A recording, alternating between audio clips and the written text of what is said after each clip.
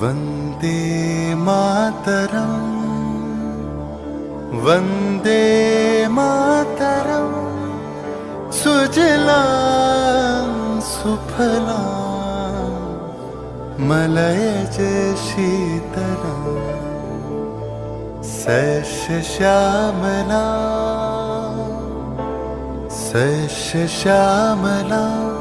मातरं वन्दे मातरम्। 1908 সালের 11ই আগস্ট কিংসফোর্ডে বন্দে মাতরম বলার দোষে যে বালককে বেত মারার হুকুম দিলেন ব্রিটিশ সরকার, তারই পক্ষে দাঁড়িয়ে ক্ষুদিরাম বসু ও প্রফুল্ল চাকি সাহেবের ফিটন গাড়ি লক্ষ্য করে বোমা চালালেন মুজফ্ফরপুরে।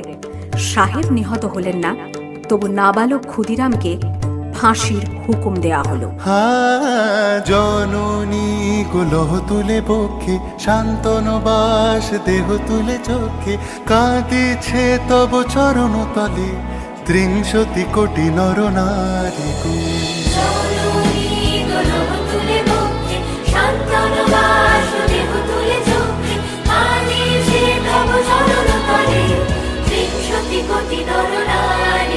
যারা স্বর্গগত তারা এখনো জানে, স্বর্গের চেয়ে প্রিয় জন্মভূমি, এসো স্বদেশ ব্রতের মহাদীক্ষালুনি, সেই মৃত্যুঞ্জয়দের চরণ চুমি। যারা জীর্ণ জাতির বুকে জাগালো আশা, মন মলিন মুখে জোগালো ভাষা, আজি রক্ত কমলে গাথা, আজি রক্ত কমলে গাথা মানল খানে, বিজয় লক্ষ্মী দেবতাদেরই কলে, মুক্তির মন্দির শোকানো তলে, কত প্রাণ হলো বলিদান, লেখা আছে অশ্রু জলে, লেখা আছে অশ্রু জলে। 9 এপ্রিল 1918 মাস্টারদা সূর্য সেন ও তাঁর 65 জন শিষ্য মিলে পরিকল্পনা করে চট্টগ্রামে ব্রিটিশ পুলিশের অস্ত্রাগার লুট করেন এবং তারপরে লুকিয়ে আশ্রয় নেন জালালাবাদ পাহাড়ে। এর 4 দিন পর ব্রিটিশ বাহিনী খুঁজে বার করে মাস্টারদা ও তাঁর সঙ্গীদের।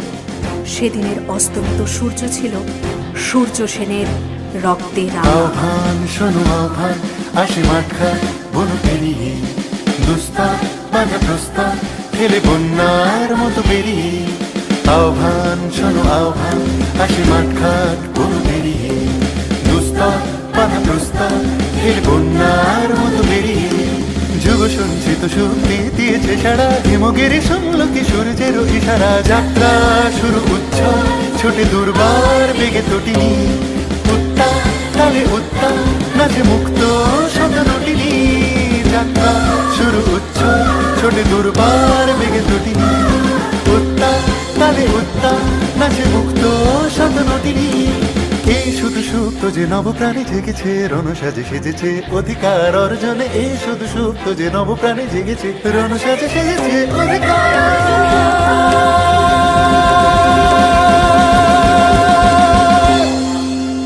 8ই ডিসেম্বর 1930 বিনয় বসু, বাদল গুপ্ত, দীনেশ গুপ্ত সাহেবী পোশাকে ট্যাক্সি থেকে এসে নামলেন রাইটার্স বিল্ডিং এর সামনে। সোজা উঠে গেলেন দোতলায়। সামনেই সিমসনের ঘর। দ্বাররক্ষীকে ঠেলে ঢুকে গেলেন ভেতরে। বন্দুকের আওয়াজে গর্জে উঠল রাইটার্স। লুটিয়ে পড়লেন সিমসন। এরপর রাইটার্স বিল্ডিং এর অলিন্দ বারবার গর্জে উঠল বিপ্লবীদের গুলির শব্দে। তারপর টেগার্ড সাহেব তার বাহিনী নিয়ে ঘিরে ফেললেন বিনয়, বাদল, দীনেশকে।